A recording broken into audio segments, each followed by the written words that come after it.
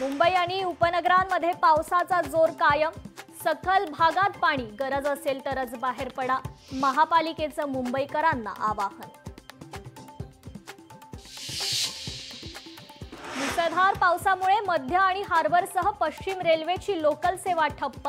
पुढील सूचना येईपर्यंत लोकल सेवा बंद ठेवण्याचा मध्य रेल्वे प्रशासनाचा निर्णय।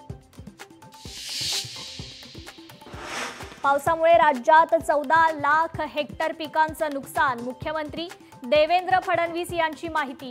गेल्या 2-3 दिवसांपासून राज्यात मुसळधार पाऊस।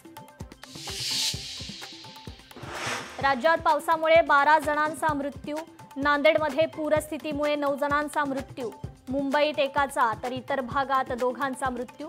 आपत्ती व्यवस्थापन मंत्री गिरीश महाजन यांची माहिती। पावसामुळे मुंबईतील शाळा कॉलेजसह कार्यालयांना देखील सुट्टी। मुसळधार पावसामुळे प्रशासनाचा निर्णय। मुसळधार पावसामुळे मुंबई विद्यापीठाशी संलग्न आज होणाऱ्या परीक्षा ढकलल्या पुढे। लवकरच नवी तारीख जाहीर करणार।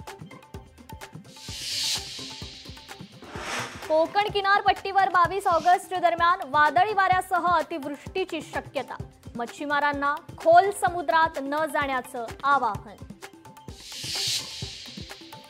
पुराच्या पाण्यात वाहून गेलेल्या युवकाला वाचवण्यात यश। पवई फुलेनगर परिसरातील घटना।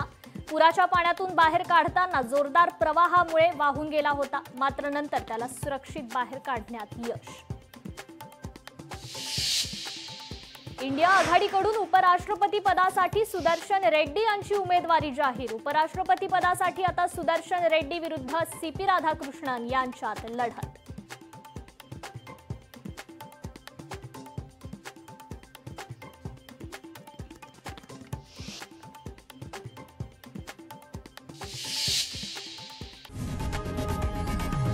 लोकशाही मराठी ऐका, पहा, जागरूक रहा।